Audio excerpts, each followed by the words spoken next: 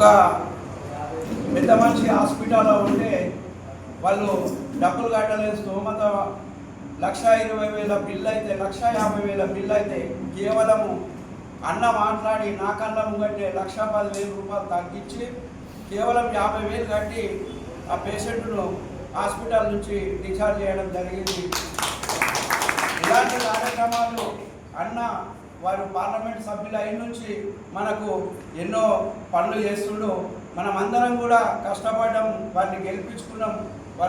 వారిని గెలిపించుకున్న తరుణం నుంచి కూడా మనందరికీ కూడా ఎంతో సహాయం చేస్తుండు. అదేవిధంగా ఇప్పుడు వచ్చే ఎన్నికలలో కూడా మనమందరం కూడా అదే ప్రకారంగా పనిచేసి మనందరికీ కూడా చేదోడు వాదోడుగా అన్న ఉంటాడు, అందరినీ కూడా గెలిపించుకుంటారని చెప్తున్నాడు. కాబట్టి అందరూ కూడా ఇప్పటి నుంచి పార్టీ కోసం తప్పకుండా టైం ఇవ్వాల్సిన అవసరం ఉంది.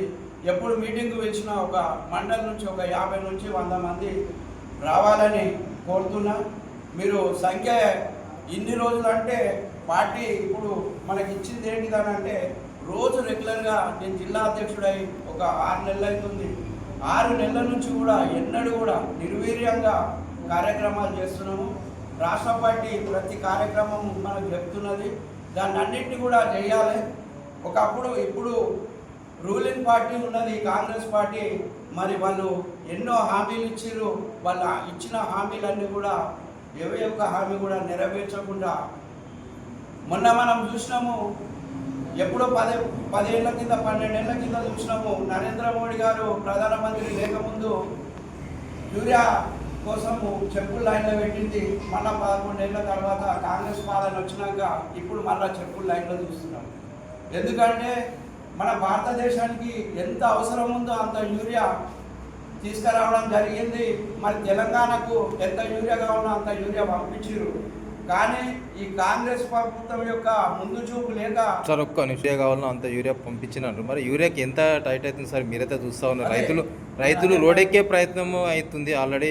ప్రతి తెలంగాణ స్టేట్లో మొత్తం కూడా ధర్నాలే.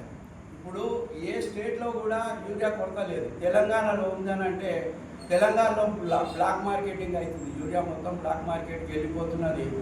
నేను సార్ ఒక సంచి కావాలని అంటే ఇవ్వలేరు. అదే మళ్ళా మేము వేరే ఒక తాన వాళ్ళు బ్లాక్ మార్కెట్లో యూరియా తెచ్చిర్రు.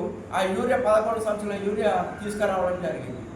మరి ఒక రైతుకు ఆయనకు లైన్లో నిలబడితే ఒక యూరియా సంచి రాలేదు. ఒక బ్యాగ్ వెనుక 50 రూపాయలు ఎక్స్ట్రా ఇస్తే అతనికి 10 బ్యాగుల యూరియా తేవడం జరిగింది. అంటే ఇట్లా యూరియా మొత్తం కూడా బ్లాక్ మార్కెట్లో వెళ్ళిపోతున్నది. ఒక యూరియా బస్తా మార్కెట్లకు రావాలనంటే 2,600 రూపాయలు పడుతుంది. దానికి 2,400 రూపాయలు సబ్సిడీ ఇచ్చి కేవలము 267 రూపాయలకే మనకు యూరియా బ్యాగు నరేంద్ర మోడీ గారు రైతులకు ఇబ్బంది కలగకుండా పంపిస్తున్నారు. కానీ ఈ ముందు చూపు లేని ఈ యొక్క ప్రభుత్వము మరి బ్లాక్ మార్కెటింగ్ అరికట్టలేక యూరియా మొత్తం కూడా బ్లాక్ మార్కెట్ తల్లిపోయి ఈరోజు రైతులకు ఇబ్బందికర పరిస్థితి ఉన్నది. ఇప్పుడు మొన్న మేము చూసినట్టయితే కొన్ని కెమికల్ ఫ్యాక్టరీలకు యూరియా సరఫరా చేస్తున్నారు డీలర్లు. ఒక్క యూరియా బాగు 5 నుంచి 6 వేలు కూడా పోతుందనేది వినికిడి వచ్చింది, తెలుస్తున్నది. ఇలాంటి అన్నీ కూడా ఇక్కడున్న రాష్ట్ర ప్రభుత్వము నివారించాలి, కట్టుదిట్టం చేయాలి. కానీ ఏమి కూడా చేయలేకపోతుంది. చేయలేకనే రైతులను ఇబ్బంది పెట్టే పరిస్థితి వచ్చింది.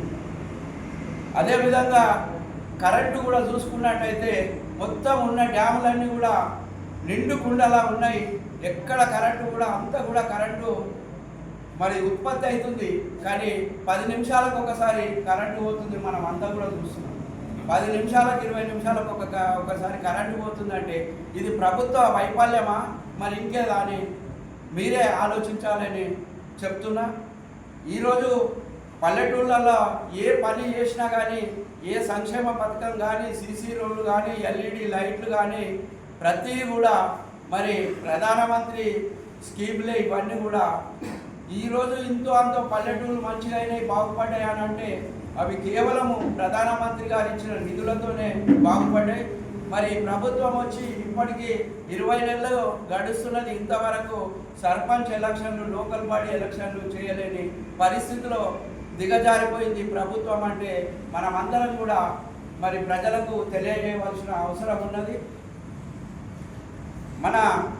మొన్న ఈ కరెంటు చాలా జాగాల్లో వర్షాలు ఎక్కువ పడి కరెంటు వైర్లు తెగిపోయినాయి.